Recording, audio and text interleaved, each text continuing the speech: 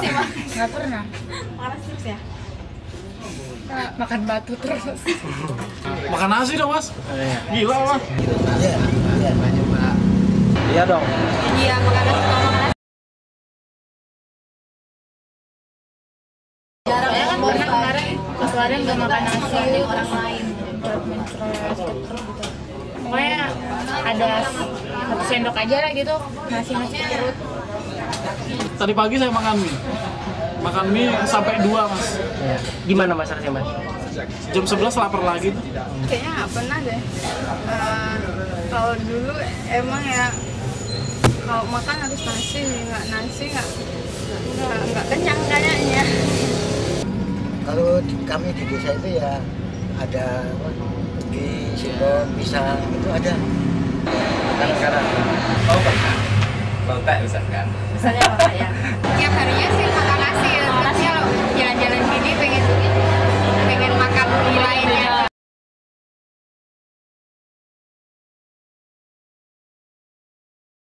Nyari makanan lain tapi yang berwujud nasi gitu. Saya tidak bisa bayangkan. Saya tidak bisa bayangkan ketika saya tidak bisa makan nasi. Saya dikasih nasi sepiring dibanding dengan roti 1 karung. Itu saya milih nasi sepiring, Mas. Gimana ya? Bingung.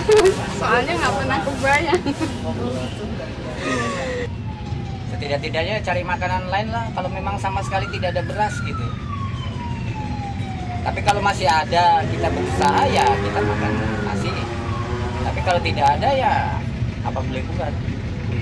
Namanya tidak ada, berusaha pun tidak ada.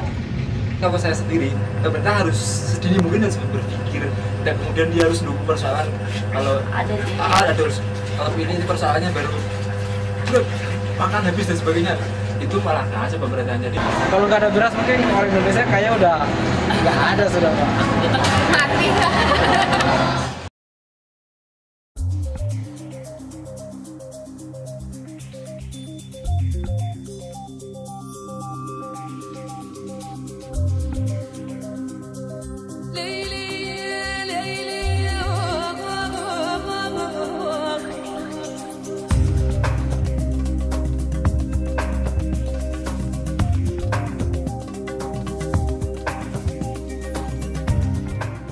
Orang Indonesia sudah sangat tergantung pada beras. Hal ini dapat dilihat dari konsumsi per kapita beras orang Indonesia yang mencapai 139 kg per orang per tahun dengan jumlah penduduk Indonesia sekitar 206 juta orang. Artinya, dibutuhkan sekitar 30 juta ton beras untuk mencukupi kebutuhan pangan orang Indonesia saat ini. Ini adalah angka konsumsi beras terbesar di dunia.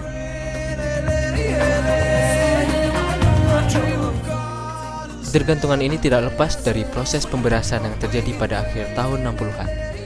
Ini terjadi di beberapa tempat di Indonesia, termasuk Gunung Kidul.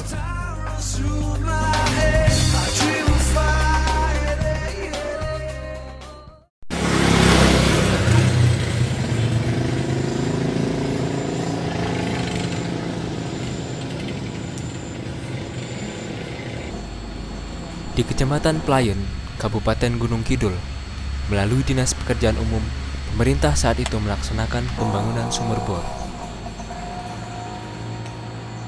Masa dulu ya, di sini kan tanahnya masih tanah tegalan ya, tegalan. Ke pertanian itu menggantungkan curah hujan, yang namanya istilahnya kalau nggak rendeng nggak ada pertanian ya. Nah, terus orang makan itu kalau makan nasi kalau enggak musim hasil dari musim rendengan itu tidak tidak ada yang namanya padi itu yang sekarang. Kalau sekarang kan setelah ada sumur pompa ini di sini sudah ada, nggak ada orang makan tiwul, nggak ada, sekarang nasi semua. Selama Pak Harto itu menjadi presiden, itu ya namanya ada alat yang canggih gitu. Di sini diadakan ini sumur pompa. Ini sumur pompa. Sampai situ selama dipegang Pak Harto di Gunung Kidul, insya Allah itu rata-rata makan sudah nasi. masih beras hingga sekarang. Dulu Pak Karno tidak punya utang, namun masyarakatnya ya itu. Kalau Gunung Kidul itu, khususnya Gunung Kidul itu ya makanya nasi tiwul dari gaplek, dari singkong. Produksi beras yang meningkat seiring dengan pengadaan sumur pompa di daerah tersebut membuat mereka beralih dari tiwul menjadi beras sebagai makanan pokoknya. Tetapi yang terjadi saat ini adalah tidak hanya beralih, mereka bahkan sudah tergantung pada beras. Kalau Bapak sendiri sehari-hari makan ya nasi. Nasi. Ya tiwul kalau kepengen aja beli bungkusan itu. Kalau waktu kecil dulu Mas? Waktu kecil ya tiwul Mas, makanan yang pokok. Makanya di Gunung Kidul, Gudang Gaplek, Tempe Manding itu orangnya makannya kebanyakan tiwul ya. Semenjak dipegang Pak Harto sampai sekarang tiwul itu jarang sekali. Kalau ingin tuh beli 500 satu bungkus. Ini sama sekali nggak nyimpen, masih nyimpen gaplek mungkin? Gaplek enggak. Di rumah hanya nyimpen ini saja? Iya. Nyimpen ini kalau mesti ya dimakan, kalau udah habis ya bagaimana caranya ya utang gitu. Beras merupakan komponen pembentuk inflasi yang signifikan. Jika inflasi naik, maka rakyat kecil termasuk petani akan terkena dampaknya. Sekalipun petani mengalami perolehan panen yang meningkat, uang yang diperoleh petani akan turun daya belinya, sehingga komponen biaya untuk menanam padi pada musim berikutnya menjadi lebih mahal.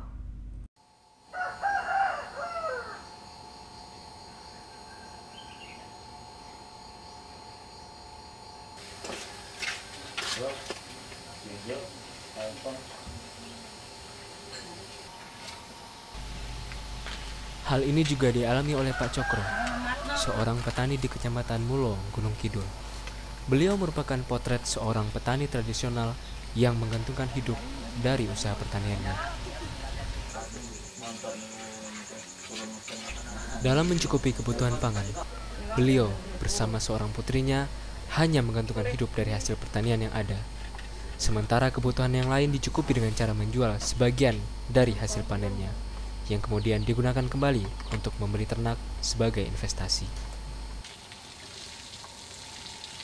Curah hujan yang rendah dan tidak adanya irigasi teknis menyebabkan penanaman padi di sana tidak dapat dilakukan sepanjang tahun. Walaupun demikian, mereka sudah mulai terbiasa mengkonsumsi beras. Kalau biyen nggih ta sih. Dahar tiwul ngoten, Pak. Wes teh. Biyen di nem-nem maneh bapak nang Nggih, bener ya memang kula biasa tiwul. Dene pembinane nggih. Nggih. Nek sik dek jarangan pantun andhap nggih. Biasa tiwul niku.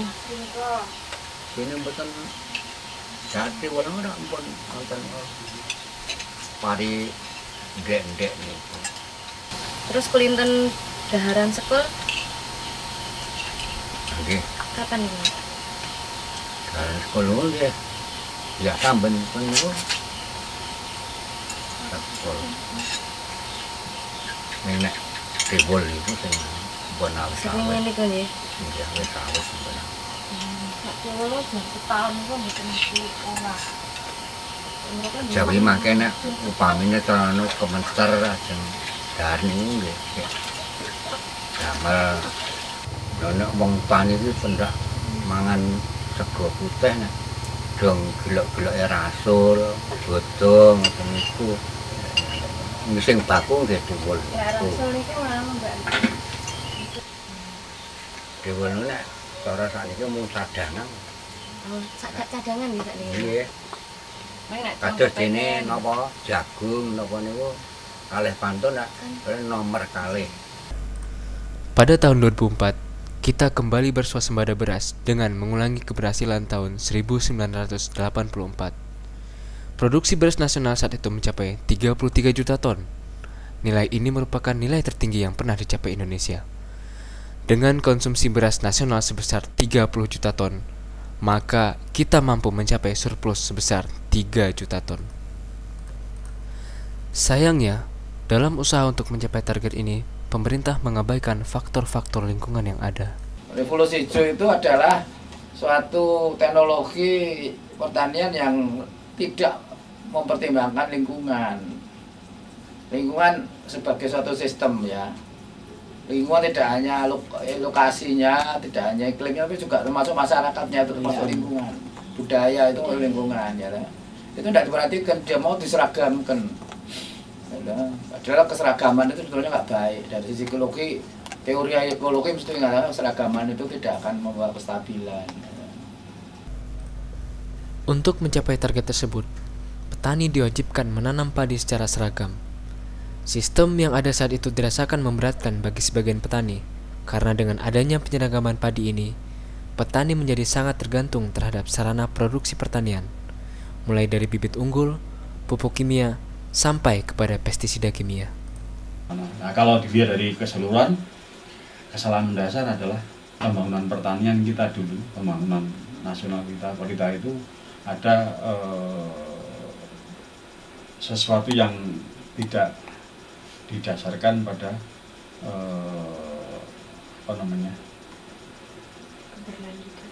bukan masalah persoalan keberlanjutan, tapi pada suatu cara hidup yang benar itu. Kemudian, yang menjadi pertanyaan saat ini adalah mengapa diversifikasi pangan yang sudah lama dicetuskan sebagai salah satu pilihan dalam mengurangi konsumsi beras tidak mampu menjawab semua masalah ini? Dulu pernah dicoba berkali-kali Pak, zamannya Pak Karno juga pernah ya. Beras tekad namanya ya, beras apa gitu, pokoknya beras makanan pangan non beras. Itu ternyata nggak berhasil lah, gaungnya nggak kalah cepat sama gaungnya beras ini. Nah, kenapa banyak sekali yang tidak berhasil mengenai masalah persoalan itu? Ya, saya kira masalah persoalan deviasi kelakuan masyarakat Indonesia sendiri, termasuk aparat pemerintah, itu merupakan salah satu kelemahan. Misalnya mengenai masalah persoalan dana untuk penganeka-ragaman sumber pangan itu tidak secara efektif bisa dialokasikan dengan benar, misalnya itu salah satunya. Tapi yang paling berat itu adalah tidak ada program untuk menumbuhkan semacam akulturasi atau proses pergeseran antara budaya makan beras dan budaya makan yang bukan beras. Untuk melakukan diversifikasi pangan, memang harus ada upaya keras dari semua pihak, termasuk bagaimana meningkatkan nilai tambah dan mengemas singkong, ubi, jagung, dan sagu menjadi makanan yang lebih bergengsi.